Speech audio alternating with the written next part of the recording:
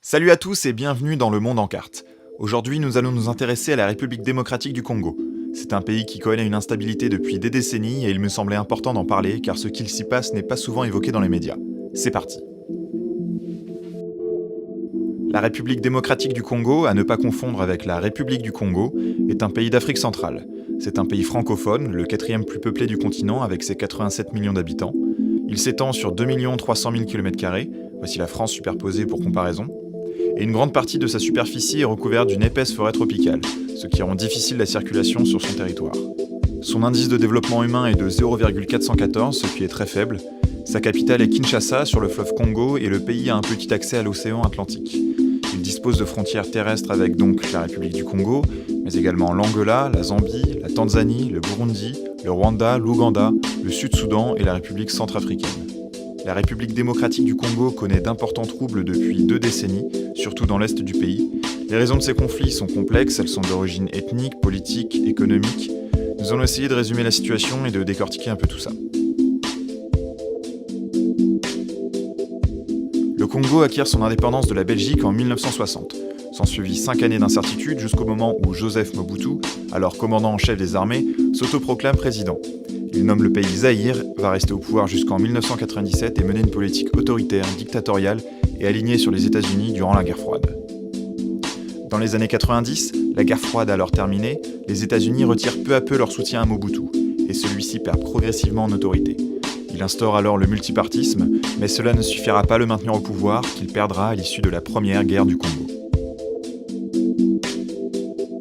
Cette guerre prend sa source lors du génocide rwandais de 1994. Pour rappel, cela fait référence au massacre des Tutsis par les Hutus, 2 ethnies rwandaises. Ce génocide a fait plus de 800 000 morts en à peine un peu plus de 3 mois. Après cet événement, près de 2 millions de réfugiés Hutus fuient dans l'est du Zaïre. Certains sont d'ex-génocidaires et craignent des représailles. D'autres ont peur de subir le même génocide après l'arrivée au pouvoir au Rwanda du gouvernement Tutsi, avec Paul Kagame comme homme fort, qui en deviendra président par la suite. Une fois installés dans l'est du Zaïre, les ex-génocidaires Hutus s'organisent en milices et persécutent les populations Tutsis vivantes au Zaïre. Le Rwanda commence alors à armer ces Tutsis zaïrois qu'il considère comme alliés naturels, afin qu'ils puissent se défendre. Face à cela, le gouvernement de Mobutu, qui voit d'un mauvais œil l'ingérence rwandaise sur son territoire, ordonne aux Tutsis zaïrois de quitter le pays. Pour info, beaucoup de Tutsis vivant au Zaïre à ce moment-là n'ont même pas la nationalité zaïroise.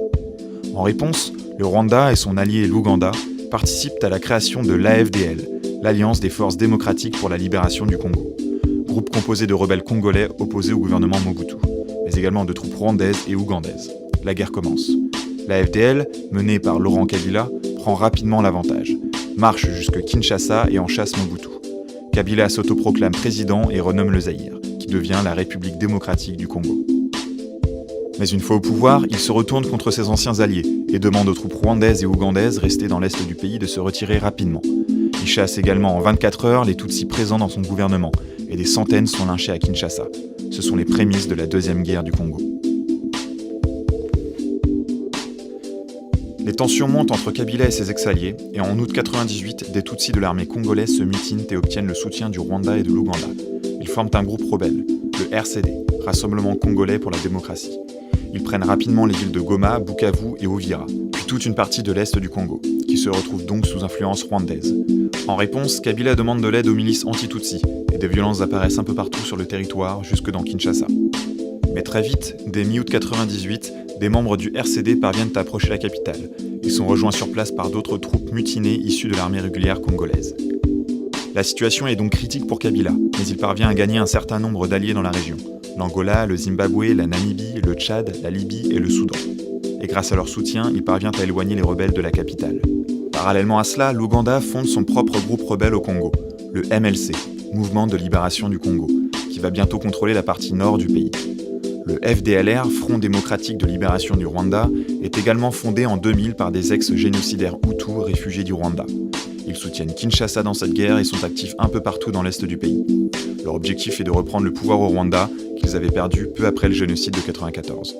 On voit donc bien qu'entre le MLC, le RCD, le FDLR, les milices Hutus et un grand nombre d'autres groupes non cités, cette guerre n'est pas une guerre traditionnelle. C'est une suite d'escarmouches entre groupes armés soutenus par différents gouvernements, ne respectant pas le droit international et n'hésitant pas à s'attaquer violemment aux populations civiles. En janvier 2001, Laurent Désiré Kabila est assassiné par un garde du corps. Son fils, Joseph Kabila, prend immédiatement le pouvoir. Et à partir de 2002, la situation se détériore pour le Rwanda. Des membres du RCD, lassés par la guerre, arrêtent les combats. Certains rejoignent même les rangs de l'armée congolaise. Et des affrontements ont lieu avec l'armée rwandaise. Le Rwanda ne peut continuer la guerre et en juillet, il signe un accord de paix avec le Congo. L'accord prévoit le retrait de 20 000 soldats rwandais du territoire congolais et en retour le désarmement des milices composées d'anciens génocidaires de 1994. En septembre, la paix est également signée avec l'Ouganda. Malgré la fin de la guerre, des escarmouches ont encore été observées dans les régions de l'est du Congo, car des dizaines de milices sont encore actives. Certaines Tutsis, d'autres Hutus, d'autres aucun des deux. Il est très difficile de savoir précisément lesquelles sont les plus actives, les plus dangereuses et quelles sont leurs motivations exactes. Quoi qu'il en soit, cette situation va mener à un nouvel affrontement, la guerre du Kivu. Après la deuxième guerre du Congo, un gouvernement de transition est mis en place. Parmi d'autres mesures, il prévoit de créer une nouvelle armée, en intégrant les combattants congolais des principaux différents groupes armés ayant combattu pendant la guerre. L'objectif est de rassembler et de pacifier le pays. Mais on obtient une armée à la fidélité très discutable, mal équipée, mal entraînée et peu disciplinée. Après tout, beaucoup de ces combattants sont d'anciens rebelles, ayant commis des crimes et des pillages, et se sont battus les uns contre les autres. Laurent Nkunda, un Tutsi ancien membre du RCD, est nommé colonel puis général de cette nouvelle armée. Mais très vite, il rejette l'autorité du gouvernement de Kabila et avec de nombreux déserteurs Tutsis fonde son propre groupe armé, le CNDP, Congrès national pour la défense du peuple. Il est basé dans les forêts du Massissi et étend son influence sur une bonne partie du Kivu. Durant les années suivantes, des affrontements ont lieu entre le CNDP, les forces gouvernementales congolaises et un bon nombre de milices Hutus, dont le FDLR. Des centaines de milliers de civils quittent leur foyer pour fuir les combats et de nombreux crimes contre l'humanité sont commis. Massacres, tortures, viols. Les combats continuent jusqu'en 2009 lorsque Laurent Nkunda est arrêté. Un accord de paix est alors signé le 23 mars. Les combattants de Nkunda, en échange de la signature, demandent la libération de prisonniers ainsi que le contrôle de 3 ministères en vue des prochaines élections présidentielles de 2011. Mais après ces élections, en 2012, ils estiment que l'accord n'est pas respecté et lancent une nouvelle rébellion, le mouvement du 23 mars, ou M23. S'ensuit encore plus d'1 an et demi d'affrontements dans la région du Kivu, jusqu'en 2013 avec son lot de tueries et de pillages. Les forces armées congolaises, avec l'appui de forces de l'ONU, parviendront finalement à contenir la rébellion. Le M23 dépose alors les armes. Plus de 4 ans après la défaite du M23, une multitude de factions armées sévissent toujours dans l'est du Congo, notamment dans les régions du Kivu et de l'Ituri. On en compterait plus d'une centaine, très hétéroclites, composées d'une vingtaine d'hommes à quelques milliers. Certains ont des revendications politiques qui restent parfois très floues, d'autres sont plus simplement des groupes de pillards que des milices rebelles, et d'autres sont des milices d'autodéfense formées dans les villages pour lutter contre les pillages. Cette fragmentation est un moindre mal pour le gouvernement, car aucun groupe n'a la force de menacer directement Kinshasa et le pouvoir central. La population, en revanche, est comme toujours en première ligne. La situation est donc extrêmement complexe. On enchaîne les guerres et les jeux d'alliance entre milices changent en permanence. Les groupes prennent des noms, puis en changent, fusionnent avec d'autres groupes, puis se mutinent. Des membres de l'armée régulière et même de l'ONU sont accusés de connivence avec certains groupes. Bref, il est extrêmement difficile de savoir qui fait quoi et qui veut quoi. Et les forces de l'ONU déployées sur place sont impuissantes, car il faut s'imaginer le contexte géographique. Des villages éparpillés, séparés par des plantations et des forêts équatoriales ou tropicales, peu de routes bétonnées et un pays qui subit des pluies abondantes une bonne partie de l'année, qui rendent les routes boueuses et difficilement praticables. Difficile dans ces conditions de traquer des groupes rebelles ou d'avoir une vision claire de la situation. Alors pourquoi le Congo est-il si instable ? Pourquoi tant de personnes souhaitent prendre le contrôle des régions orientales du pays ? Il existe des tensions entre ethnies rivales, c'est évident, mais nous allons voir que des motivations économiques sont aussi largement responsables. Il faut savoir que l'est du Congo regorge littéralement de ressources minières. On y trouve notamment de l'or, de l'étain, du coltan, du tungstène, des diamants et bien d'autres. Ces ressources sont vitales pour de nombreuses industries. Nous pouvons citer l'industrie automobile, l'aérospatiale, les hautes technologies ou encore la joaillerie. La seule région du Kivu abriterait entre 60 et 80% des réserves mondiales connues de coltan, minerai utilisé dans l'électronique. Ces ressources ont toujours attiré les pays étrangers. Des rapports de l'ONU confirment que les actions des gouvernements rwandais et ougandais sont au moins en partie motivées par l'accaparation de ces ressources. On voit donc que les conflits sont loin de se résumer à des rivalités ethniques. Actuellement, certaines mines sont contrôlées par des milices, Les mineurs sont taxés et l'argent récolté sert à acheter armes, munitions, vivres, et donc participe à l'entretien des rébellions. Le problème réside dans la traçabilité des minerais. Lorsque ceux-ci sont extraits des mines, les mineurs vont les vendre à des revendeurs, qui les revendent eux-mêmes à des comptoirs, qui eux-mêmes les revendent en passant par des sociétés de trading, souvent occidentales.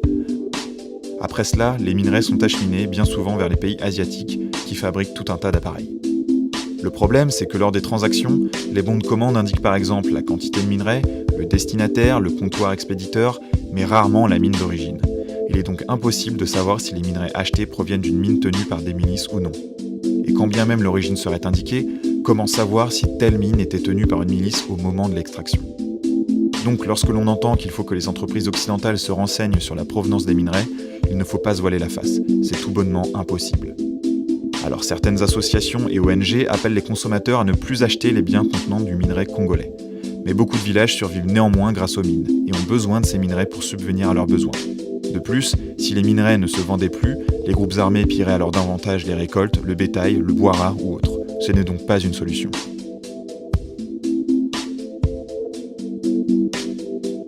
Et depuis 20 ans, les conséquences sur la population sont désastreuses. Selon les sources, les conflits auraient fait entre 4 et 6 millions de morts, dont la moitié d'enfants en bas âge. C'est le pire bilan humain depuis la Seconde Guerre mondiale. Des centaines de milliers de femmes, jeunes filles et jeunes garçons ont été violés. Le viol massif est utilisé comme stratégie de guerre, pour casser l'équilibre des villages et familles. Lorsque les villageois ne sont pas simplement tués, les hommes sont tabassés et torturés et leurs familles violées devant eux. Comment retrouver un équilibre après un tel traumatisme? Comment regarder sa famille dans les yeux? Les milices le savent bien et cherchent par là à contrôler les esprits par la peur. Des cas d'esclavagisme sont également attestés. Des personnes sont envoyées travailler de force dans les mines, et des enfants soldats sont utilisés en première ligne comme chair à canon. Certains jeunes Congolais et Congolaises n'ayant connu que cette violence, et ayant baigné dedans depuis leur plus jeune âge, vont devoir apprendre à vivre dans la paix. C'est toute une génération qu'il va falloir rééduquer. Aujourd'hui, les Congolais attendent de pouvoir élire un nouveau président. La Constitution ne permet pas à Joseph Kabila de briguer un nouveau mandat. Mais depuis fin 2016, il repousse sans cesse les élections pour se maintenir au pouvoir. Des violences ont d'ailleurs eu lieu pour cette raison. Aux dernières nouvelles, les élections devraient se tenir en décembre 2018. Nous pouvons espérer que la fin de l'ère Kabila sera synonyme de démocratie et d'apaisement. C'est absolument nécessaire pour le peuple congolais. C'est tout pour aujourd'hui, merci d'avoir regardé cette vidéo. J'espère vous avoir appris des choses ou au moins avoir éclairci certains points car c'est un sujet très complexe. Sachez que j'ai largement simplifié la situation et en ai dégagé les grandes lignes. Je vous ai mis 2 reportages en description, ce sont des vidéos plus immersives et qui vous permettront peut-être de mettre des images, des visages sur ce que je vous ai raconté. Vous pouvez vous abonner car d'autres vidéos vont venir, que ce soit sur l'actualité géopolitique, économique ou sur des thèmes plus légers. Salut!